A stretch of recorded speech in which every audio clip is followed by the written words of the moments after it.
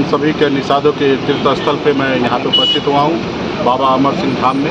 और ख़ास करके हमारे अभिभावक सूर्यनारायण सहनी जी के नेतृत्व में आज हम लोगों ने किया। और यहाँ पे तो सभी बिहार के जितने भी निषाद हैं, सभी का आस्था विश्वास यहाँ पे बाबा से जुड़ा हुआ है। और सिर्फ बिहारी नहीं, कई देश से, नेपाल से या अन्य श्रीलंका से, ऐसे जगह से लोग आते हैं हमेशा दर्शन करने के लिए। और आज के बिहार सरकार के द्वारा राजकीय मेला का भी घोषणा हो चुका है, लेकिन सरकार की तरफ से जो व्यवस्था होना चाहिए वो व्यवस्था में हमें बहुत कमी नज़र आया है।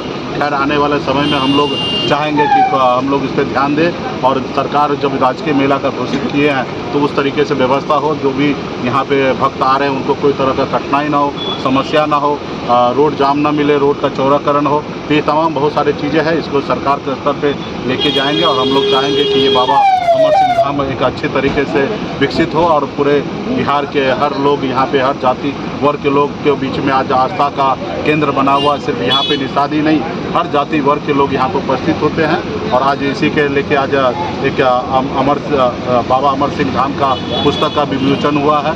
और इस कार्यक्रम में आज सूर्यनारायण सहनी जी को विशेष धन्यवाद देता हूँ, ताकि हमारे निषाद का गौरव और निषाद का इतिहास को पूरे देश और दुनिया में फैला रहे हैं। तो इसके लिए विशेष तौर पर धन्यवाद देता हूँ। और बस आज आशीर्वाद बाबा को ले के लिए आया हूँ, हमेशा इस क्षेत्र में आते रहता हूँ और इसी तरीके से मैं आज बाबा का इस क्षेत्र के लिए इस बाबा अमर सिंह और केवल बाबा के लिए संघर्ष कर रहे हैं लगातार, जिसमें रघुवंश बाबू, लालू जी, सुशील मोदी जी, नित्यानंद राय जी, राम कृपाल यादव जी, फिर यहाँ और ये आलोक मेहता जी, जैसे तमाम इस क्षेत्र के रामचंद्र व निषाद जी आए हैं। वो उन तमाम अब तक जितने भी इस क्षेत्र में हमारे समाज के हो या फिर अन्य समाज के हो, बिहार सरकार के तमाम मंत्री को हमने लाने का काम किया, लोगों के बीच अपनी समस्याएं रखने का काम किया। और मीडिया कर्मियों के सहयोग से राष्ट्रीय पटल पर इसे लाने का अवसर भी हमको मिला। हमें खुशी है कि सरकार ने गत वर्ष इसे राष्ट्रीयकरण किया। और इस अवसर पर हम लोगों के निषादों के शीर्ष नेता,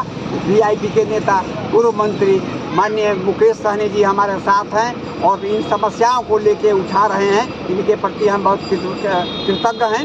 लेकिन ये जो 11 तारीख को पिछली बैठक हुई थी सरकारी, उसमें हमने सारी बात लिख के दे दी थी कि ऐसे ऐसे हम लोग लंबे समय से व्यवस्था करते हैं, कोई व्यवधान नहीं होता था। लेकिन इन लोगों ने एक नहीं सुनी, निषादों की अवहेलना की गई, उनकी भावना पर कुठाघात किया गया। यहाँ सरकार ये व्यवस्था थी। यहाँ तक आज सवेर में हम निरीक्षण करने जा रहे थे 10 आदमी से, हमारी गाड़ी को रोक दिया गया, जबकि पिछली बार कभी भी अध्यक्ष की गाड़ी को खुलेआम इसी समय जाने दिया जाता था। इस बार गाड़ी को उन लोगों ने रोक दिया कि नहीं, पैदल जाइए। तो हम भाई बूढ़े आदमी, 80 साल के बूढ़े आदमी, संभव नहीं है कि हम 3 किलोमीटर जमात को लेकर चले। ये सब व्यवस्था नहीं हुई है, तो ये सब दिक्कत है। या ये मामला बाबा का जो पोर्शन है 2.5 एकड़ जमीन है, उस पर भी लोगों की बुरी नज़र है। लोग चाहते हैं कि हम हत्या के बाबा की, लेकिन हम लोगों का प्रयास लगातार रहता है।